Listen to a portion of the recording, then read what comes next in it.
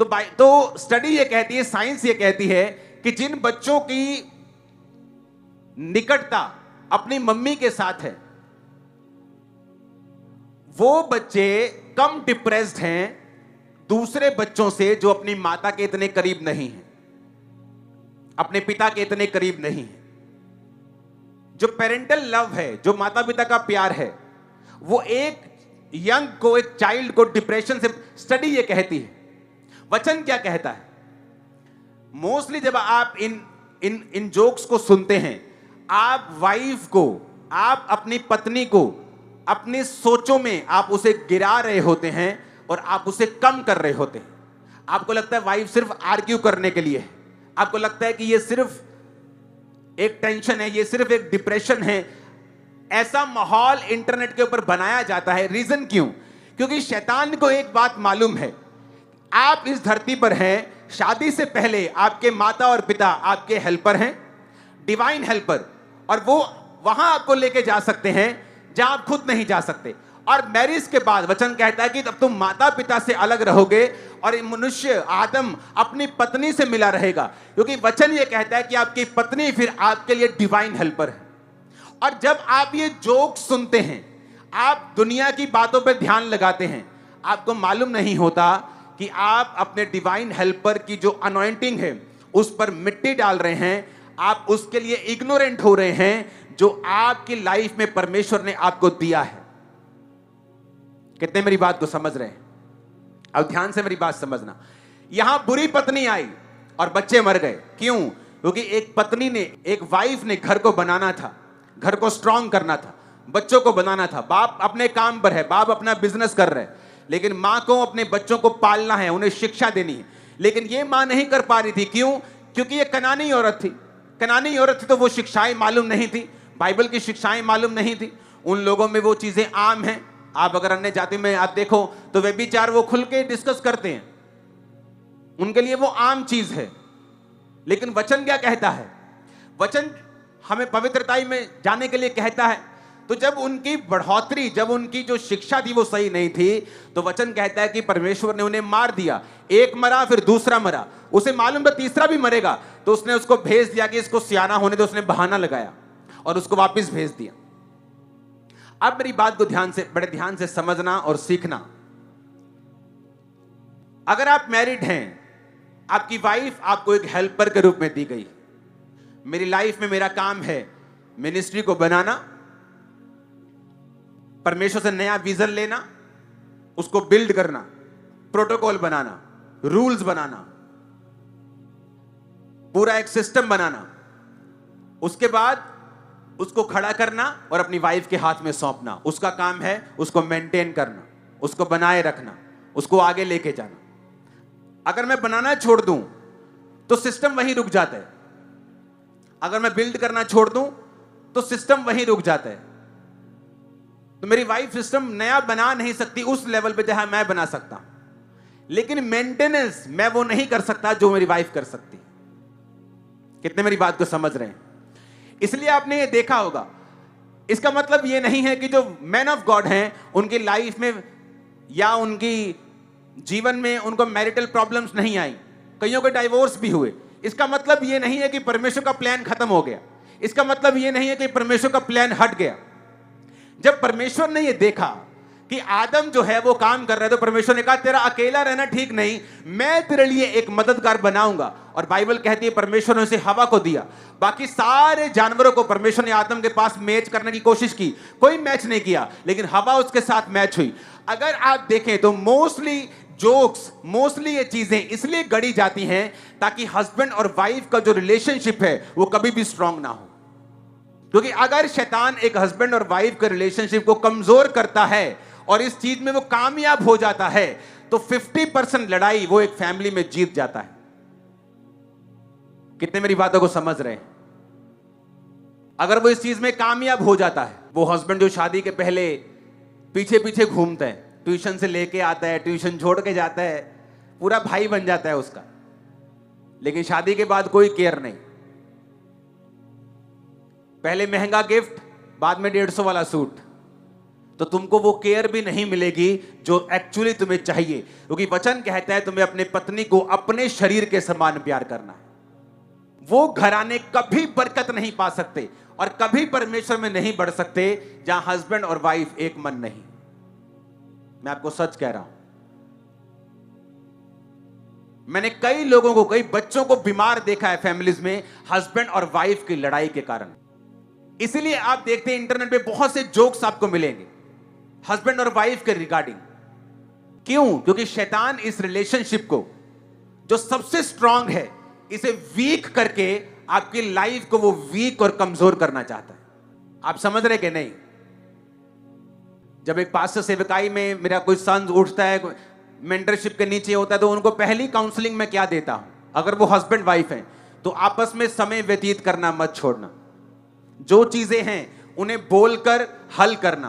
कोई मिसअंडरस्टैंडिंग है, कुछ भी है, उसे दिल में नहीं रखना, बोलकर खत्म करना है। उस इशू को, उस मसले को सॉल्व करना है, ताकि शैतान इस चीज का फायदा तुम्हारी लाइफ में ना उठाए। कितने मेरी बात को समझ रहे हैं? आप इंटरनेट अभी भी घर जाके खोलोगे ना, फेसबुक, आप देखोगे तो आपको बहुत से जोक्स मिलेंगे हस्बैंड वाइफ के ऊपर। रीजन, क्योंकि आपकी वाइफ आपकी बेस्ट हेल्पर है। अगर आप मैरिड हैं, आपकी लाइफ में नंबर 1 प्रायोरिटी आपकी वाइफ और उसके बाद बच्चे और बाकी परिवार होना चाहिए। आप अपनी माता के क्लोज थे शादी से पहले, लेकिन शादी के बाद माता का नंबर नीचे आता है वाइफ से। जो वचन कहता है मैं आपको वो कह रहा हूं। अगर आप बहनें हैं और अपने शादीशुदा बेटे को अभी भी ममा बॉय बना के रखा है तो भी दिक्कत है। और अगर आप वाइफ हैं और अपने हस्बैंड को आप अपने परिवार से दूर करने की कोशिश कर रही हैं तब भी दिक्कत है, क्योंकि बाइबल कहती है अपने माता और पिता का आदर कर, क्योंकि इसमें तेरी लंबा जीवन होगा। और जो तू ऐसा मत बो, ऐसी कोई जीवन में चीज मत बो जो तुझे अपने बच्चों से काटनी पड़े और फिर तू रोए। अगर यहूदा ने कोई गलती की तो एकदम से उसके ऊपर कोई पहाड़ नहीं टूट पड़ा, एकदम से बीमार नहीं हो गया। वो उसने गलती की, कनान की लड़के से शादी कर ली, एकदम से कुछ नहीं हुआ, बल्कि ब्लेस हो रहा है, बच्चे हो रहे हैं, 1 बच्चा, 2 बच्चे, 3 बेटे, सब कुछ ठीक है। लेकिन समय आता है जब पाप का कॉन्सिक्वेंस, जो पाप की आपको माफी मिल जाएगी, लेकिन पाप का जो असर है वो आपके लाइफ और परिवार को छोड़ के कभी नहीं जाता। परमेश्वर ने किस बेटे को राजकुमार बनाया दाऊद के बाद? सुलेमान को। कहां पैदा हुआ था वो? किससे पैदा हुआ था? उसी लड़की से जिसने उससे व्यभिचार किया, हित्ती उरिया की पत्नी बेतशेबा। तो क्यों परमेश्वर ने ऐसा किया? परमेश्वर ने एक तो उसको सजा दी, उसका दाऊद का बड़ा बेटा मारा गया, उसके बाद एक और बेटा मारा गया। यह सजा थी हित्ती उरिया को मरवाने की, तलवार चलाने की। फिर जो बेटा उसका बेतशेबा का पैदा हुआ पहला, वो मर गया, ये सजा थी उसके साथ व्यभिचार करने की। लेकिन परमेश्वर ये भी दिखाता है कि वो सिर्फ सजा ही नहीं देता, बल्कि आपकी लाइफ को रिस्टोर भी करता है। और पाप करके भूल, वो आप जो आपने किया वो भूल भी जाता है। इसलिए परमेश्वर ने उसके बच्चे को, बेतशेबा के बेटे को, सुलेमान को राजा भी बनाया। कितने मेरी बात को समझ रहे हैं? तो इसका मतलब ये नहीं आप पाप करेंगे तो मर ही जाएंगे, वो आपको सजा भी देगा, लेकिन आपको संभाल कर भी बाद में रखेगा। आपको यह बताएगा कि पाप करने से तू अपने जीवन में संघर्ष में चलेगा, तू कुशल से नहीं चलेगा। अगर तू पाप से दूर रहेगा तो तू कुशल से चलेगा। तू कुशल से, बाइबल कहती है, टिका रहेगा। तेरी उम्र को मैं बढ़ाऊंगा, तेरा वंश पृथ्वी का अधिकारी होगा। तू अपने दुश्मनों के ऊपर फतह पाएगा।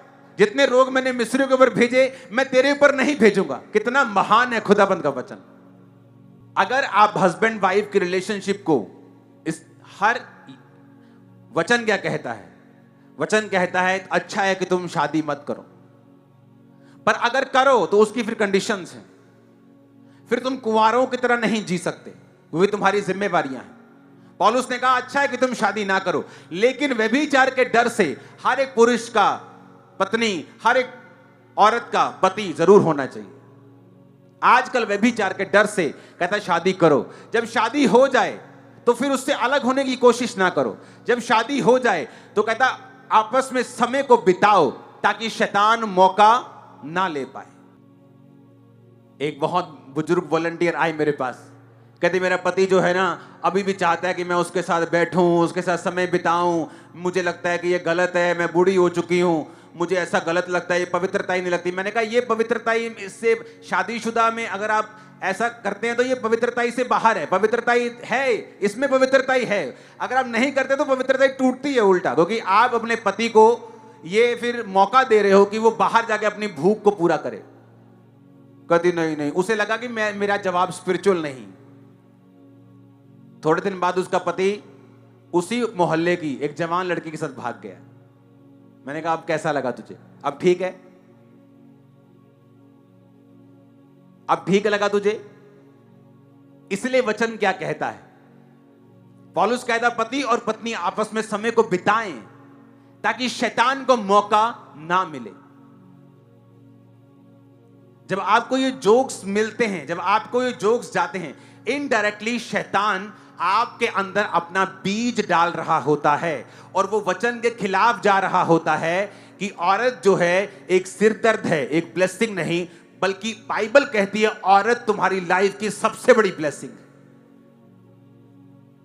अब तुम्हें उस ब्लेसिंग, अगर तुमने मर्सिडीज कार खरीद ली तो उसकी सर्विस पर पैसा लगता है, उसकी मेंटेनेंस पे पैसा लगता है। आपने बाइक लिया, उसकी सर्विस होती है। कोई भी रिलेशनशिप है, उसके लिए आपको समय देना पड़ता है, आपको सेक्रीफाइस करना पड़ता है, क्योंकि वचन ये कहता है कि तुम्हारी ये ब्लेसिंग है। पुराने टाइम में डाइवोर्स नहीं होते थे। अगर आप पुराने लोगों की बातें सुनो तो वो आपको बताएंगे, बुजुर्ग औरतें बताएंगी, जब मेरी मम्मी ने मेरा ब्याह किया तो मैंने दसिया कि पुत ये भी तेरा घर है तो वो भी तेरा घर है, पर उस घर की गल इधर ना करी ते इस घर की गल उधर ना करी। पर आज फोन, अगर आप अपनी बेटी को हर वक्त फोन पे लगे रहेंगे अपनी बेटी के साथ, आपकी बेटी अपने घर में कभी खुश नहीं रह पाएगी। आपको बैलेंस बना के रखना होगा। आपकी शादी आपकी वाइफ के साथ हुई है, उसकी शादी आपके साथ हुई है, पर आपके पिताजी के साथ, आपकी माताजी के साथ नहीं हुई। तो अगर आपकी वाइफ को आपको कुछ सिखाना है, वो आप सिखा सकते हैं। और जब आपकी वाइफ पर अटैक होते हैं आपकी फैमिली में, उसको प्रोटेक्ट करने का काम हस्बैंड का है। अगर वो नहीं करता तो वो रॉन्ग है वहां पर। कितने इन बातों को समझ रहे हैं? और जब आपकी लाइफ में शैतान आपको पारिवारिक तौर पे वीक और कमजोर कर देता है, तब वो आधी जंग जीत जाता है। आपकी प्रेयर लाइफ इफेक्ट होती है। आपके वचन ये कहता है कि आपकी प्रार्थनाएं कबूल नहीं होती। जो फाइट जरूरी नहीं, फिर आप वो लड़ते हैं अपने परिवार में। और अगर आप राइट मैरिज में जाते हैं और उसके बाद बिब्लिकली उस मैरिज को आगे लेके जाते हैं, आपकी लाइफ दूसरों से कहीं गुना अधिक ब्लेस्ड होगी, स्ट्रांग होगी। आपकी प्रेयर जल्दी कबूल होगी, जल्दी उत्तर आएगा। आधी चर्च आज साइलेंट है। आधी चर्च के तोते उड़े हुए हैं आज कि हस्बैंड से बाद में आंखें कैसे मिलानी है मीटिंग के बाद, कि वाइफ से बाद में आंखें कैसे मिलानी है। और चलो कोई नहीं, और गल कर दे कोई। सुन सभी ने लिया। कितने मेरी बात को समझ रहे हैं? इसीलिए जब आप देखते हैं कि जोक्स हस्बैंड वाइफ पे लगते हैं लगातार, ताकि आपको एक्चुअल जो परमेश्वर का प्रोग्राम है हस्बैंड वाइफ के लिए, कि वाइफ एक हेल्पर है, हस्बैंड सिर का ताज है। आप अपने ताज को गंदा करेंगी, आप अपने ताज को बेइज्जत करेंगी, अपने सिर को ही तुम गंदा कर रही हो, अपने सिर को ही बेइज्जत कर रही हो। कहते हैं एक मूर्ख औरत ही अपने पति को गुलाम बनाना चाहेगी, क्योंकि तुम फिर एक गुलाम की पत्नी हो। और एक बुद्धिमान औरत अपने हस्बैंड को राजा बनाना चाहेगी और खुद उसकी रानी बनेगी। हालेलुया। आप मैरिजेस देखें बाइबल में कैसे चली। अब्राहम, सारा, क्यों उनकी लाइफ में ब्लेसिंग थी? वचन कहता है कि इतने ब्लेस थे कि जो राजा लोग होते थे, गवर्नमेंट्स होती थी उस एरिया की, उस देश की, जेलसी करती थी। क्यों? क्योंकि उनकी जो वेल्थ थी अब्राहम की, गवर्नमेंट से भी ज्यादा थी। आप देखो अब्राहम के पास इतनी सेना थी, उसके हाउस होल्ड में ही इतना स्टाफ था। बाइबल कहती है कि अब्राहम जब वो राजा जो देशों को मार लेते थे, अब्राहम राजाओं को मार लेता था। उनका घर जाओ, अब्राहम के घर चलते हैं अभी, अब्राहम को देखते हैं, उसकी पत्नी सारा। वचन कहता है कि जब वो 90-99 साल के थे, अब्राहम 99 साल का, सारा के पास जाता है। एक 90 साल की औरत को पता क्या बोलते जाके? सारा, फुर्ती से, फुर्ती मतलब कहता जल्दी उठ जा, जल्दी फुलके बना, दूत आए हैं बाहर। सारा ने बहस नहीं की कि मैं बुजुर्ग हाँ, मेरे गोडे दुख दे, तेन पता नहीं है, मैनू कहता तू इन्ने बंदे तुरते फिरते साफ होना नहीं कहते तू। लेकिन वचन कहता है वो अपने पति को स्वामी कहती थी और उसकी बात को सुनती थी। और अगर आप अब्राहम की फैमिली को देखते हैं, फाइनेंशियली, मेंटली, फिजिकली, सोशली, हर तरफ से अब्राहम ब्लेस्ड था।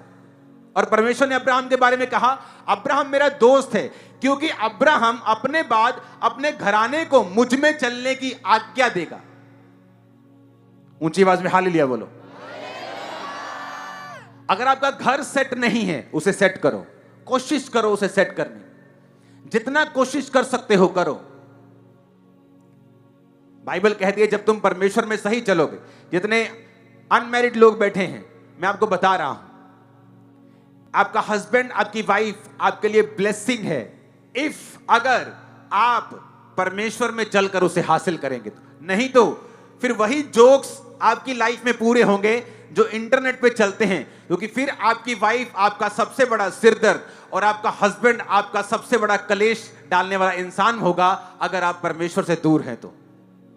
क्योंकि अगर आप प्रभु से दूर हैं तो परमेश्वर अपना डिवाइन हेल्पर नहीं भेज पाएगा, शैतान अपने लोगों को भेजेगा और वो सारा कुछ गड़बड़ करेगा।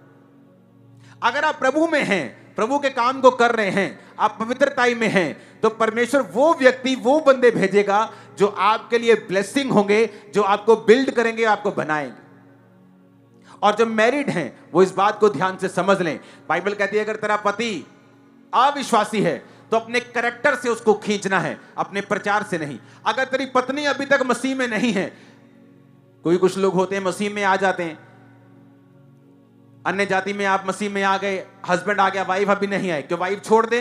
बाइबल कहती है उसे छोड़ो मत, अपने कैरेक्टर से अब उसे मसीह में खींचो। आज के बाद जब आपको जोक्स सुनने के लिए मिले, आपको ये मालूम होना चाहिए कि ये जोक्स शैतानी है, ये परमेश्वर की ओर से नहीं। क्योंकि जब आपको मालूम नहीं होता, आपकी बॉडी मिट्टी से बनी है, आपकी बॉडी के जो बीज हैं वो बोल हैं, वो वचन हैं। इसलिए जब आप कोई भी वचन सुनते हैं वो आपके अंदर चले जाते हैं और कई बार आपको मालूम नहीं होता आप क्या सुन रहे हैं, लेकिन जो आप सुनते हैं वो आपकी लाइफ के ऊपर एक बड़ा प्रभाव डालता है। इसलिए आज के बाद जब आप हस्बैंड वाइफ के रिगार्डिंग जोक सुन रहे होंगे, आपको ये मालूम होगा कि बाइबल में ऐसा नहीं है, ये गलत है। आपने सुन तो लिया, लेकिन उसी वक्त अपनी स्पिरिट से उसे रिजेक्ट करना कि मैं इसे यीशु मसीह के नाम में रिजेक्ट करता हूं, अपनी बॉडी अपने स्पिरिट से निकाल देता हूं अभी यीशु के नाम। कितने मेरी बात को समझ रहे हैं? और आपको अपने अंदर वही वर्ड रखना है जो बाइबल का है, क्योंकि वही वर्ड आप रखेंगे, आपको मालूम होगा मुझे अपने घर को सुधारना है, मुझे अपनी लाइफ को सुधारना है, बच्चों को सुधारना है, खुद सुधरना है। फिर आप उस दिशा में चलना शुरू करेंगे, परमेश्वर आपका साथ देगा और आपकी लाइफ में काम करेगा। ऊंची आवाज में जरा हालेलुया बोलो।